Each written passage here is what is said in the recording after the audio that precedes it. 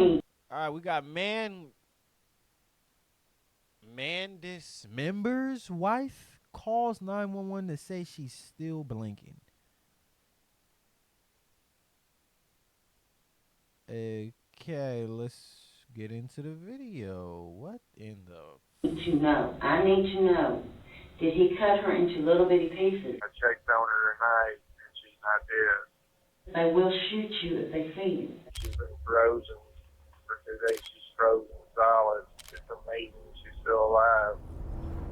It's the middle of the night in Springfield, Tennessee, when a dispatcher takes one of the most chilling 911 calls ever recorded. A man is calling to report that he killed his wife, but the call takes a sudden and shocking twist when he reveals the true reason for his call.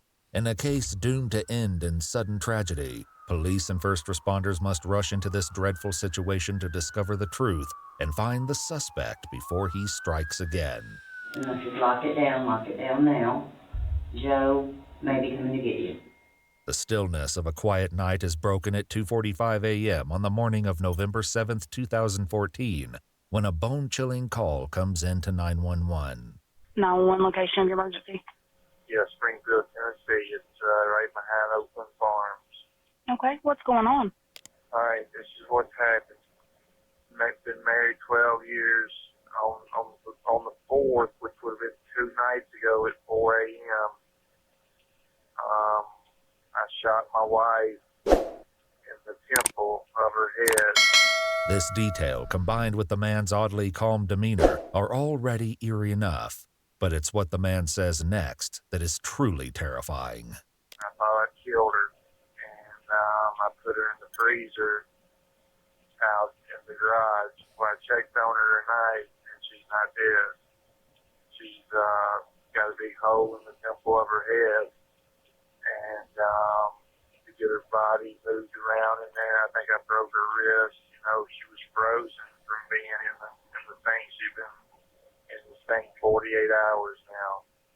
This is no prank call. I need somebody to get out there and help her. I've cleared the premises. I've got away. You know, I'm not going to be there. But I promise you this is a legit call, and I need somebody to get out there and help her because I still love her. Man, if you still... Okay. Why do people say shit like this? I still love them after you shot her in the head, left her in the freezer to die. Cool. It's hard to believe that after that. She's a fighter, though. 48 hours and still moving? Shit. The call is coming from 45-year-old Joseph Parker, and the woman he claims to have shot is his wife, Samantha. Okay, what happened that caused you to do that? It's a long story. Don't want to get into it. Just want to get into getting somebody out there to help her. I left the front door open. I left all the lights on in the house. And she's in the garage. You go through the kitchen to get into the garage. And you'll see her once you get in the garage. You better hope she's still alive, nigga. Shit. She's a mess. She can't talk. I could get her to blink. Blink once means yes. Blink twice means no. These horrifying specifics are almost too ghastly to believe, especially for those who know the Parkers, like their friend Barbara, who was over at the house the previous afternoon to borrow a tea pitcher. In her statement to the police, Barbara shares that Joseph told her that his wife was sick with a migraine. Barbara said that she'd looked in the bedroom to find Samantha lying on the bed, facing the wall and covered in a blanket. Barbara further tells the police that she seemed to be asleep. I thought she'd been dead 2 days, and when I checked on her, she was still alive. She's been frozen for 2 days. She's frozen solid. It's amazing she's still alive. I shot her with a .38 caliber handgun, and there's a big hole in the temple of her head. I didn't see an exit wound. And how long ago did you leave there? An hour ago. And that's the last time you saw her? Yes, that's the last time I saw her. And she was still in the garage? Yes, she's still in the garage. I made her as comfortable as I could make her. She tried to drink a little water. You know, she couldn't talk. Couldn't move her jaw. I wonder fucking why. She's in bad shape. Really need to get somebody out there to help her. It's crucial for the dispatcher to get as much information as possible from Joseph, but he makes it clear that there are some things he's not willing to share. Okay, what is your name? My name is Joe. I'll just leave it at that. Don't want to get arrested tonight and all that. We don't have a history. Wait a minute, nigga. Oh, wait the fuck. Wait. Hold the presses. Now just wait a minute there, bucko. You mean to tell me you called 911, told them that you shot your wife in the head with a .38 caliber handgun, went all into these minimal details, and you want to say, I don't want to get arrested right now and all of that? What the fuck do you mean? You just admitted to committing a crime, committing murder, attempted murder if she's still alive. Do you know how fucking crazy you sound right now, bro? Don't want to get arrested? You know what? We've never had to call the police or nothing. We just had a real bad night a couple of nights ago and got myself in trouble. So anyway, really need somebody to get out there and help her. While Joseph doesn't want to give away his location, police will soon learn that his background is relatively clean. The only blemish to his record is a drug possession arrest from 1987, when he would have only been 20 years old. I love her. I still love her. I've loved her every day I've been married to her. She's had a rough stretch here. To that end, it will soon come to light that Joseph recently lost his job as a car salesman at Rivergate Toyota in Metro Nashville. Damn. Joseph's former co-workers would later recall in exclusive interviews with EWU how he changed in the last months of his employment. He was really quiet. He was kind of weird. He was a salesperson, so he did talk to people. We knew something was going on with him, but it was unusual behavior, but it just grew over time. I think he had a lot of money stress on him. He'd gotten behind on their mortgage. So I think he had a lot of weight on his shoulders that was getting to him. Indeed, Joseph's stepdaughter would later say that the home was in foreclosure. Damn. Could these economic pressures have led to an explosion of violence? So anyway, checked on her and she's still alive. And now I want to get her somebody to help her that knows what they're doing. And I got to stay out of trouble too. So It's not going to happen, Okay, buddy. we'll send somebody out there. Fucking jackass. What was your first name? I'm not going to give you my name, sir. Okay, that's fine. Okay. Joseph's call to 911 is over, and he's left more than enough details for police to investigate. They'll find, however, that he didn't tell them everything. Fucking And there's more to this jackass. grotesque story than anyone could have imagined. Police arrive at the house at 2:45 in the morning, and as they peer through the garage windows, they have the first confirmation of Joseph's grisly details when they see red hair peeking out from blankets and protruding from the top of a freezer. Even before they make an entry, a Be on the Lookout report goes out to the Metro Nashville area for Joseph Parker, said to be driving a white Toyota Camry. The idea that Joseph could be anywhere is unnerving, even for his sister Patty, who later talks to an investigator. I refuse to leave the house. I know Joe's going to call me. I feel like he's been outside our house that night. My husband saw a white car, a strange car in our driveway. We're not in the kind of neighborhood that you just pull up in. Is Joseph merely planning to make a clean getaway, or does he have more nefarious intentions in mind? At 3:23 a.m., police enter the house to find it clean and spotless. There's no trash anywhere, and every trash can has been emptied. It strikes officers as a clear attempt to destroy evidence. But there are other odd discoveries in store that don't seem to be directly related to a crime. Have y'all known that he's OCD? Not that bad. Hit over 1,000 chapsticks. Yeah. But it's in the garage that the police learn the disturbing truth behind Joseph's 911 call. They find Samantha Parker frozen to the touch inside the freezer with a gunshot wound to the left side of her head. Damn. She is completely unresponsive, which is a stark contrast to the way Joseph described the situation to 911. She can't talk. I could get her to blink. Blink once means yes, blink twice means no. The police search the residence for signs of blood, but find nothing other than possible small blood stains on the floor and carpet. That is, until they reach the bedroom and find a large blood stain on the mattress. Strangely enough, the pillows and sheets are completely clean. Okay, she was shot in the bed, in the head. I don't know where she was shot. They took half the bed. We took out, we didn't take half the bed. The mattress. We took out a piece of mattress about like this right here. Okay. That's the Okay. blood. That was the Where- blood. No bullet hole. Not in her hand. No bullet hole in the mattress anywhere. The police are a long way from determining what exactly happened between the Parkers at this residence, but soon, new clues come in regarding Joseph's whereabouts. Investigators ping Joseph's cell phone only 12 miles from his residence near the interstate. At 3:42 a.m., dispatch calls Joseph back, and he tells them he's going to Chattanooga to visit some friends. Hell The no, bolo is updated with the new information. If Joseph has more scores to settle, it's vital that police catch up to him as quickly as possible. Go get that nigga! Meanwhile, at the house, police realize that Joseph wasn't finished with Samantha after shooting her. Now, here's what I've heard. Oh, he cut off her hand. Specifically, he told me he cut off her ankle. I've been told she's been chopped into little bitty pieces. Did he cut off? I need to know. Did he cut her into little bitty pieces? He did not cut her into little bitty pieces. Okay. What was her head still on her body? Oh, yeah. Were her arms and legs? Her arms were still attached. Her legs had some work done to them.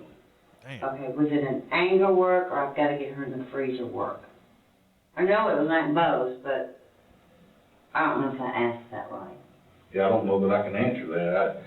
You're asking me what he was feeling when he cut her up. I don't know. Was it a rage of anger? Did he cut her How legs is he in little supposed to pieces? fucking know? He has not. You know what? You asking some real, not. Just shut the fuck up, please. Because you piss me off. How is he supposed to know? How is he supposed to know? How is he supposed to determine if he was mad or he's trying to just stuff her in the fucking freezer? How do you come to a conclusion like that? No. So she was not sliced up bit by bit. There's like Okay, another thing. one. Why? She might be in 5 pieces. Okay, that's what I mean. Legs, but her hands is what I could tell. Now she's folded up in there, so it's kind of hard to see. Okay, But thank you. I think maybe 2 cuts to each leg. Damn. Or 2 cuts to one leg and 1 cut to the other. Damn. Police may not know all there is to know about what happened here, but they know enough to realize they're dealing with a violent and severely disturbed fugitive. Most definitely. Unfortunately, even with his name added to the Tennessee Top 10 Most Wanted list, Joseph proves to be elusive. It's only in hindsight that police learn that he checked into a hotel in Goodlettsville for a few hours. But it's when Patty gets a phone call that this domestic homicide threatens to grow into something far more tragic. That's And gonna be that's your how last Rivergate meal, Hill, bitch ass Master nigga. Troy, who I know very well, or have known over the years through Joe. You know, if you lock it down now. Joe may be coming to get you. Did Joe ever say anything to you to make you think that? Somewhere in the morning, I got a phone call saying that Joe was going to Rivergate Toyota to take out Troy. I was medicated, prescription. Yeah. She was hot in the bitch. So you don't recall who told you that? For some reason, no, I don't. Yeah, But to backtrack on that, UPS shootings a month ago, my best friend runs UPS in Birmingham, and the guy that killed those people had just been fired, and he was after her. And so in my head, I was thinking, Joe can't hurt anybody else, and I was actually trying to help those people. Right. Okay. Joseph's former co-workers at Rivergate Toyota would later recall the horror of that day. Someone I believe it was somebody on his side of the family told to warn us he was headed that way. I was scared. I was in fear. I really was. I was worried that he might be parked his car down the road and walked back up to the lot. And there was little sheds and buildings of all kinds at the old dealership. He could have got in and hid. Or if he'd have pulled in on the lot. Everybody knew Joe. They didn't hate Joe. He could have easily pulled on the lot, got out and just went bam, bam, bam. You know, we wouldn't have even questioned why he was there. We thought he'd just come to visit. Here's what you're gonna do. Use this app. It's called Case Connect Compensation Calculator. Now, what's dope about it is once you answer 4 simple questions. The Metro Nashville police send units to guard Rivergate Toyota, but there's no way to know for sure what Joseph plans to do next. The guy that got the phone call said that he said this all started when I lost my job there. So he was going to come and take care of the person that fired him for one, and the rest of us. The And we're rest? like, we didn't have anything to do with it, but okay. And then we weren't. Man, that's some out of pocket shit, bro. The boss fired me, so I'm about to go get him and the rest of you. What the fuck did I do? Why you say fuck me for? Like, type shit. Like, why I gotta die? I didn't tell this man to fire you. I didn't tell the man. I didn't tell the boss, get rid of this nigga. You got into some situation and got your shit fucked up. And you fired. And in jail.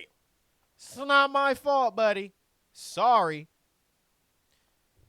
I gotta face the consequences of some actions that I did not do. How in the fuck? How dare you?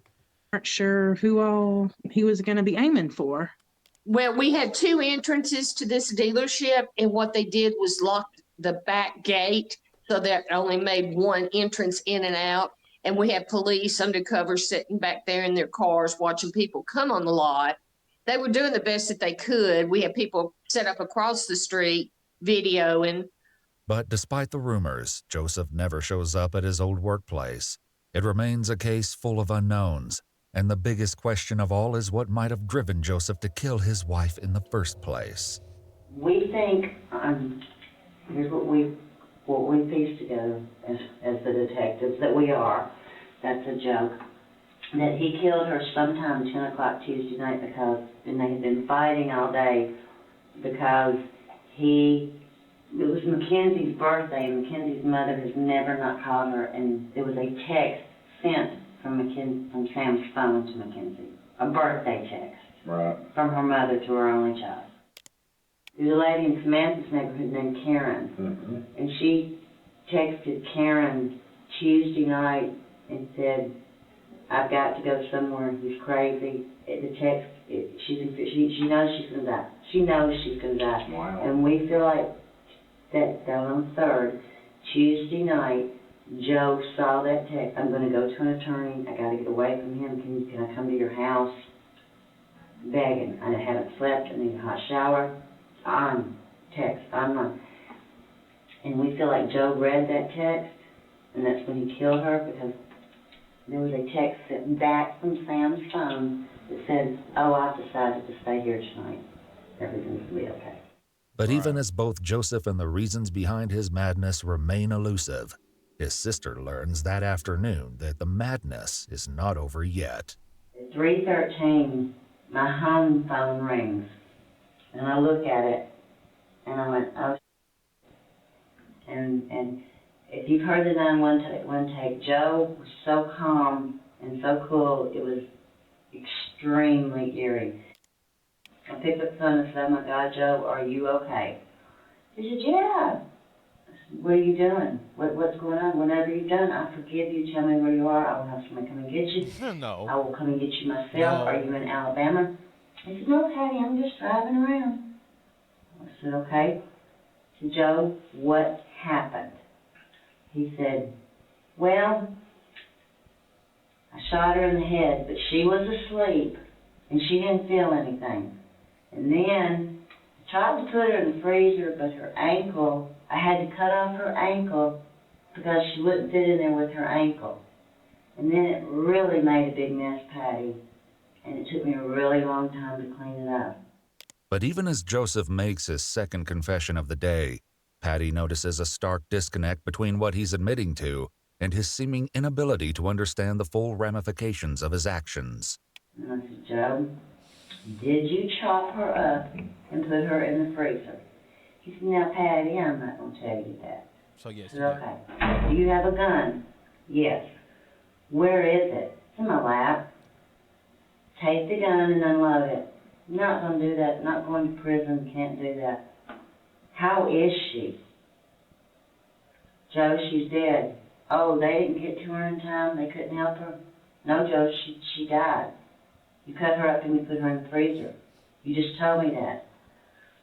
She said, put the gun in the seat. If you're not going to unload it, put it in the passenger seat. Okay, I'll do that for you. You swear, Joe? Yes, I swear. So is Samantha dead? You just asked. Yes, Joe, she's dead. So they didn't get to her in time. No, Joe, you just told me you shot her. I just told you she's dead. At the house, the crime scene investigators remove Samantha's body from the house and deliver her to the medical examiner while still in the freezer. The autopsy report reveals that her lower leg was amputated. Her right foot was cut between the toes, Damn. and she had a gunshot wound in her temple. There was another entry wound in her right arm, and police realized that this was the reason there was no bullet hole in the mattress. They theorized that she was indeed asleep, her arm tucked under her head when Joseph shot her on that fateful night. We forgive you. Pull over at a filling station, put your hands up, and go in and tell them who you are. Why? Is anybody looking for me? The fuck type of Yes, jackass question is that? Hell yeah, they looking for you, dickhead. You just...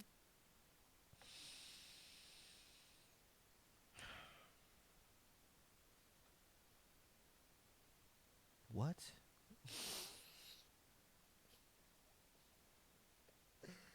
Bro, the whole fucking state is looking for you, gang. And if you go somewhere else, bro, they got a bolo on you, dumbass. What are you? You're just acting oblivious for some odd fucking reason. So, the state of Tennessee, you're on the #1 list. They will shoot you if they see you. They will kill you. Well, I'm not going to prison. Well, you heard it right there. He ain't going to jail, so he going down under. He gonna go to hell.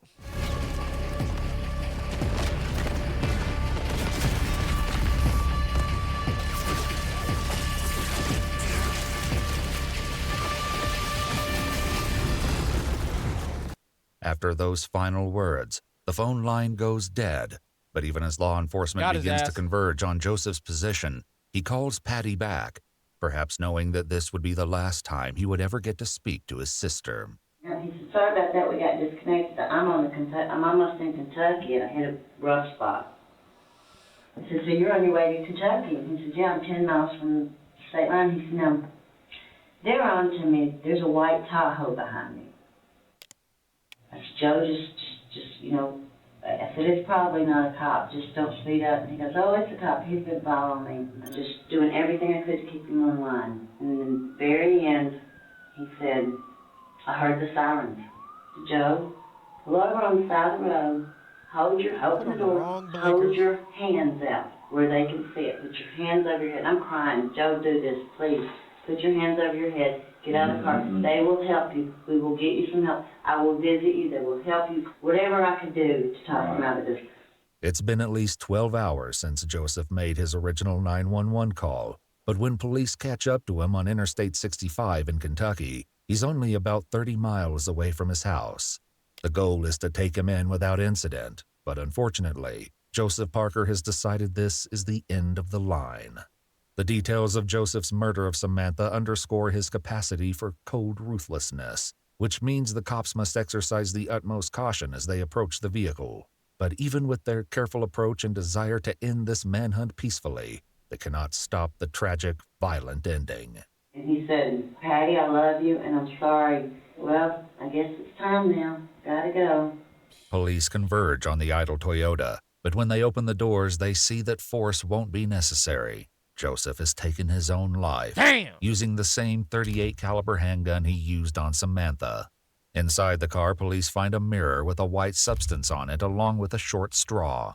This evidence coincides with the toxicology report, which shows Joseph had a host of strong medications in his system. While the manhunt doesn't end the way police would have liked, the finality of it is welcome news to the terrified employees of Rivergate Toyota. Not to be cruel, but this is the end. Kind of relief. Joseph's sudden burst of murderous violence would leave a lasting impact on those who knew him. That isn't something that you just get over. You hear about it, you worked with him, and to the degree of where he went with all this was just, it scared you. It just scared you. But unfortunately, the root cause, the true reason behind Samantha's murder, remains a mystery.